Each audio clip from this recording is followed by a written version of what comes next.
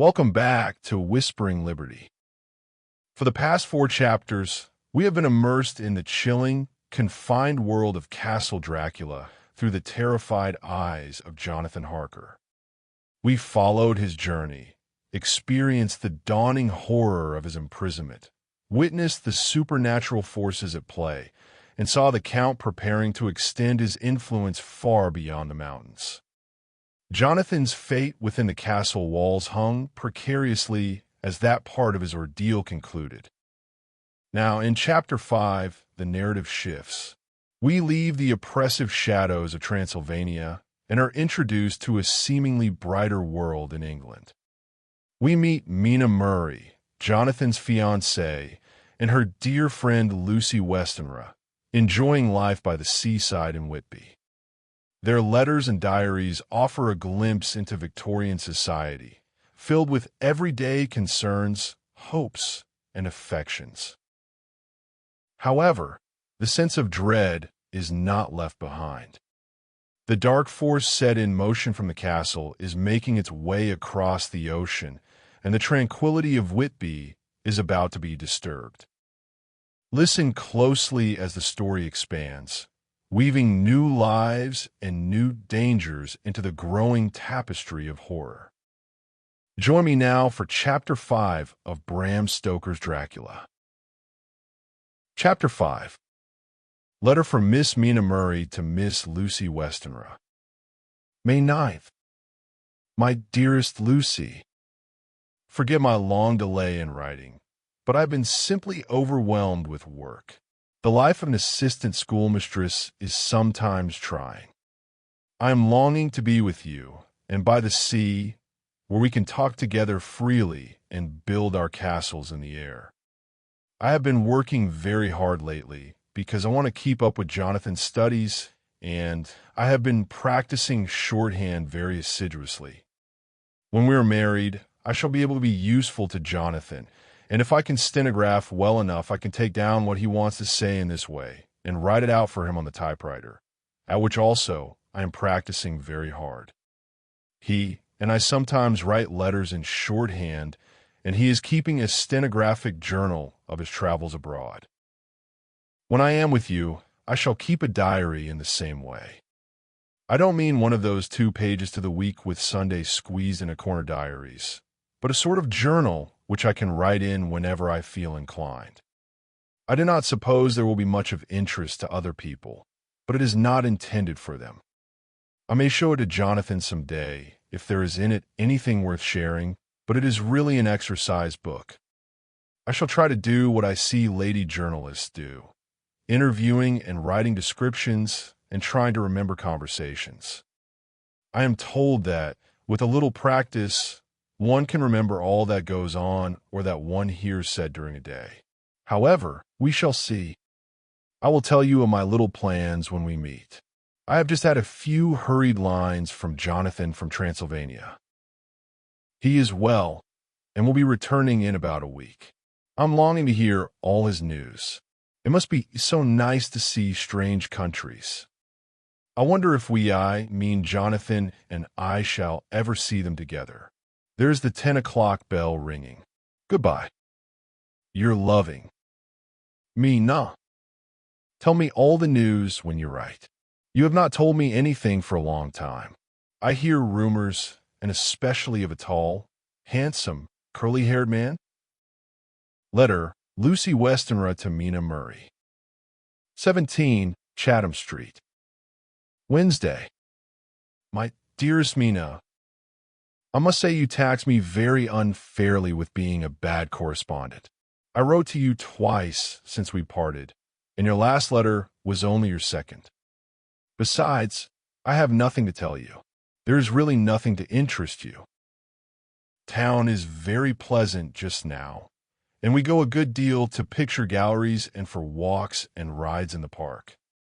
As to the tall, curly-haired man, I suppose it was the one who was with me at the last pop. Someone has evidently been telling tales. That was Mr. Holmwood. He often comes to see us, and he and Mama get on very well together. They have so many things to talk about in common. We met some time ago a man that would just do for you, if you are not already engaged to Jonathan. He is an excellent part one, being handsome, well-off, and of good birth. He is a doctor and really clever. Just fancy. He is only 29, and he has an immense lunatic asylum all under his own care. Mr. Holmwood introduced him to me, and he called here to see us, and often comes now. I think he is one of the most resolute men I ever saw, and yet the most calm. He seems absolutely imperturbable. I can fancy what a wonderful power he must have over his patients. He has a curious habit of looking one straight in the face, as if trying to read one's thoughts. He tries this on very much with me, but I flatter myself he has got a tough nut to crack. I know that from my glass. Do you ever try to read your own face? I do, and I can tell you it is not a bad study, and gives you more trouble than you can well fancy if you have never tried it. He says that I afford him a curious psychological study, and I humbly think I do. I do not, as you know, take sufficient interest in dress to be able to describe the new fashions. Dress is a bore. That is slang again, but never mind. Arthur says that every day. There it is all out. Mina, we have told all our secrets to each other since we were children.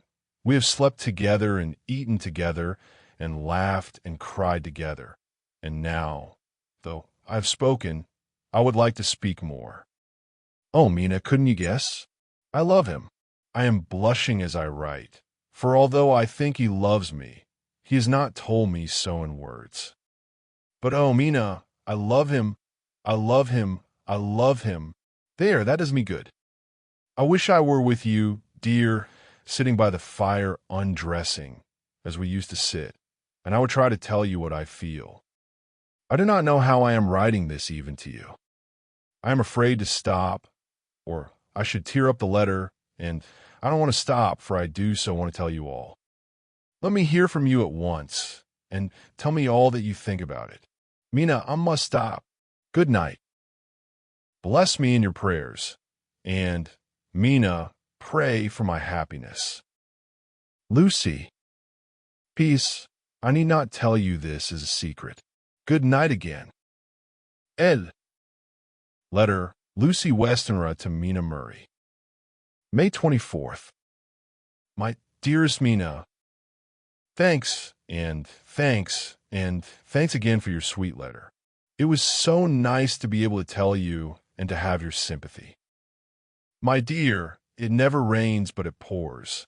How true the old proverbs are.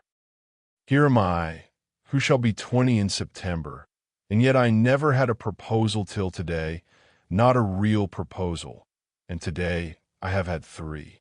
Just fancy. 3 proposals in one day. Isn't it awful? I feel sorry, really and truly sorry, for 2 of the poor fellows. Oh, Mina, I am so happy that I don't know what to do with myself. And 3 proposals. Break time equals 0. 3s/, but for goodness sake, don't tell any of the girls, or they would be getting all sorts of extravagant ideas and imagining themselves injured and slighted if in their very first day at home they did not get 6 at least. Some girls are so vain. You and I, Mina dear, who are engaged and are going to settle down, soon soberly into old married women, can despise vanity. Well, I must tell you about the 3, but you must keep it a secret, dear, from everyone, except, of course, Jonathan. You will tell him, because I would, if I were in your place, certainly tell Arthur. A woman ought to tell her husband everything, don't you think so, dear? And I must be fair. Men like women, certainly their wives, to be quite as fair as they are, and women, I am afraid, are not always quite as fair as they should be. Well, my dear, number 1 came just before lunch. I told you of him, Dr. John Seward, the lunatic asylum man, with the strong jaw and the good forehead. He was very cool outwardly, but was nervous all the same. He had evidently been schooling himself as to all sorts of little things and remembered them, but he almost managed to sit down on his silk hat, which men don't generally do when they are cool, and then when he wanted to appear at ease, he kept playing with a lancet in a way that made me nearly scream. He spoke to me, Mina, very straightforwardly. He told me how dear I was to him, though he had known me so little, and what his life would be with me to help and cheer him. He was going to tell me how unhappy he would be if I did not care for him, but when he saw me cry, he said that he was a brute and would not add to my present trouble. Then he broke off and asked if I could love him in time. And when I shook my head, his hands trembled, and then with some hesitation, he asked me if I cared already for anyone else. He put it very nicely, saying that he did not want to wring my confidence from me, but only to know, because if a woman's heart was free, a man might have hope. And then, Mina, I felt a sort of duty to tell him that there was someone. I only told him that much, and then he stood up, and he looked very strong and very grave as he took both my hands in his and said he hoped I would be happy, and that if I ever wanted a friend, I must count him one of my best. Oh, Mina dear, I can't help crying, and you must excuse this letter being all blotted. Being proposed to is all very nice and all that sort of thing, but it isn't at all a happy thing when you have to see a poor fellow, whom you know loves you honestly, going away and looking all broken-hearted, and to know that, no matter what he may say at the moment, you are passing quite out of his life. My dear, I must stop here at present. I feel so miserable, though I am so happy. Evening. Arthur has just gone, and I feel in better spirits than when I left off, so I can go on telling you about the day. Well, my dear, number 2 came after lunch. He is such a nice fellow, an American from Texas, and he looks so young and so fresh that it seems almost impossible that he has been to so many places and has had such adventures. I sympathize with poor Desdemona when she had such a dangerous dream poured in her ear, even by a black man. I suppose that we women are such cowards that we think a man will save us from fears, and we marry him. I know now what I would do if I were a man and wanted to make a girl love me. No, I don't, for there was Mr. Morris telling us his stories, and Arthur never told any, and yet, my dear, I am somewhat previous. Mr. Quincy P. Morris found me alone.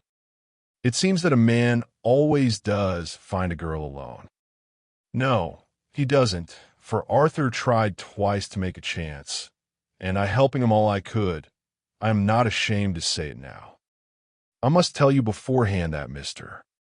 Morris doesn't always speak slang, that is to say, he never does so to strangers or before them, for he is really well educated and has exquisite manners. But he found out that it amused me to hear him talk American slang, and whenever I was present and there was no one to be shocked, he said such funny things. I am afraid, my dear, he has to invent it all, for it fits exactly into whatever else he has to say. But this is a way slang has. I do not know myself if I shall ever speak slang. I do not know if Arthur likes it, as I have never heard him use any as yet. Well, Mr. Morris sat down beside me and looked as happy and jolly as he could, but I could see all the same that he was very nervous. Miss Lucy, I know I ain't good enough to regulate the fixins of your little shoes, but I guess if you wait till you find a man, that is you will go join them 7 young women with the lamps when you quit. Won't you just hitch up alongside of me and let us go down the long road together, driving in double harness? Well, he did look so good-humored and so jolly that it didn't seem half so hard to refuse him as it did poor Dar. Seward, so I said, as lightly as I could, that I did not know anything of hitching, and that I wasn't broken to harness at all yet. Then he said that he had spoken in a light manner, and he hoped that if he had made a mistake in doing so on so grave, so momentous an occasion for him, I would forgive him. He really did look serious when he was saying it, and I couldn't help feeling a bit serious too, I know. Mina, you will think me a horrid flirt, though I couldn't help feeling a sort of exultation that he was number 2 in one day. And then, my dear, before I could say a word, he began pouring out a perfect torrent of love-making, laying his very heart and soul at my feet. He looked so earnest over it that I shall never again think that a man must be playful always and never earnest, because he is merry at times. Lucy, you are an honest-hearted girl, I know. I should not be here speaking to you as I am now if I did not believe you clean grit right through to the very depths of your soul. Tell me, like one good fellow to another, is there anyone else that you care for? And if there is, I'll never trouble you a hair's breadth again, but will be, if you will let me, a very faithful friend. My dear Mina, why are men so noble when we women are so little worthy of them? Here was I almost making fun of this great-hearted, true gentleman. I burst into tears, am afraid. My dear, you will think this a very sloppy letter in more ways than one, and I really felt very badly. Why can't they let a girl marry 3 men, or as many as want her, and save all this trouble? But this is heresy, and I must not say it. I am glad to say that, though I was crying, I was able to look into Mr. Yes, there is someone I love, though he has not told me yet that he even loves me. That's my brave girl. It's better worth being late for a chance of winning you than being in time for any other girl in the world. Don't cry, my dear. If it's for me, I'm a hard nut to crack, and I take it standing up. If that other fellow doesn't know his happiness, well, he'd better look for it soon, or he'll have to deal with me. Little girl, your honesty and pluck have made me a friend, and that's rarer than a lover. It's more unselfish anyhow. My dear, I'm going to have a pretty lonely walk between this and Kingdom Come. Won't you give me one kiss? It'll be something to keep off the darkness now and then. You can, if you like, for that other good fellow, he must be a good fellow, my dear, and a fine fellow, or you could not love him and spoken yet. That quite won me, Mina, for it was brave and sweet of him, and noble too, to a rival was't it? And he's so sad, so I leant over and kissed him. Little girl, I hold your hand, and you've kissed me, and if these things don't make us friends, nothing ever will. Thank you for your sweet honesty to me, and goodbye. He wrung my hand, and taking up his hat, went straight out of the room without looking back, without a tear or a quiver or a pause, and I am crying like a baby. Oh, why must a man like that be made unhappy when there are lots of girls about who would worship the very ground he trod on? I know I would if I were free, only I don't want to be free. My dear, this quite upset me, and I feel I cannot write of happiness just at once after telling you of it, and I don't wish to tell of the number 3 until it can be all happy. Ever your loving, Lucy. Yes. Oh, about number 3, I needn't tell you of number 3, need I? Besides, it was all so confused. It seemed only a moment from his coming into the room till both his arms were round me, and he was kissing me. I am very, very happy, and I don't know what I have done to deserve it.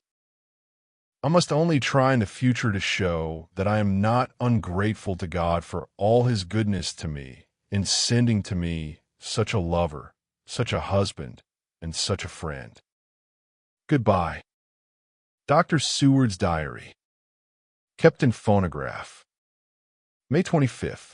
Ebb tide and appetite today. Cannot eat, cannot rest, so diary instead. Since my rebuff of yesterday, I have a sort of empty feeling. Nothing in the world seems of sufficient importance to be worth the doing. As I knew that the only cure for this sort of thing was work, I went down amongst the patients. I picked out one who has afforded me a study of much interest. He is so quaint that I am determined to understand him as well as I can. Today I seem to get nearer than ever before to the heart of his mystery. I questioned him more fully than I had ever done, with a view to making myself master of the facts of his hallucination. In my manner of doing it, there was, I now see, something of cruelty. I seemed to wish to keep him to the point of his madness, say, thing, which I avoid with the patience as I would the mouth of hell. I mean, under what circumstances would I not avoid the pit of hell? Omnia Romi Venalius sunt. Hell has its price. Verb. Sap. R.M. Renfield, Itot 59. Sanguine temperament, great physical strength, morbidly excitable, periods of gloom, ending in some fixed idea which I cannot make out. I presume that the sanguine temperament itself and the disturbing influence end in a mentally accomplished finish, a possibly dangerous man, probably dangerous if unselfish. In selfish men, caution is as secure an armor for their foes as for themselves. What I think of on this point is, when self is the fixed point, the centripetal force is balanced with the centrifugal, when duty, a cause, etc. is the fixed point, the latter force is paramount, and only accident or a series of accidents can balance it. Letter, Quincy P. Morris to Honorable Arthur Holmwood. May 25th. My dear Art, we've told yarns by the campfire in the prairies, and dressed one another's wounds after trying a landing at the Marquesas, and drunk healths on the shore of Titicaca. There are more yarns to be told, and other wounds to be healed, and another health to be drunk. Won't you let this be at my campfire tomorrow night? I have no hesitation in asking you, as I know a certain lady is engaged to a certain dinner party, and that you are free. There will only be one other, our old pal at the Korea, Jack Seward. He's coming, too, and we both want to mingle our weeps over the wine cup, and to drink a health with all our hearts to the happiest man in all the wide world, who has won the noblest heart that God has made and the best worth winning. We promise you a hearty welcome and a loving greeting and a health as true as your own right hand. We shall both swear to leave you at home if you drink too deep to a certain pair of eyes. Come. Yours as ever and always. Quincy P. Morris. Telegram from Arthur Holmwood to Quincy P. Morris. May 26th. Count me in every time. I bear messages which will make both your ears tingle. Art. B.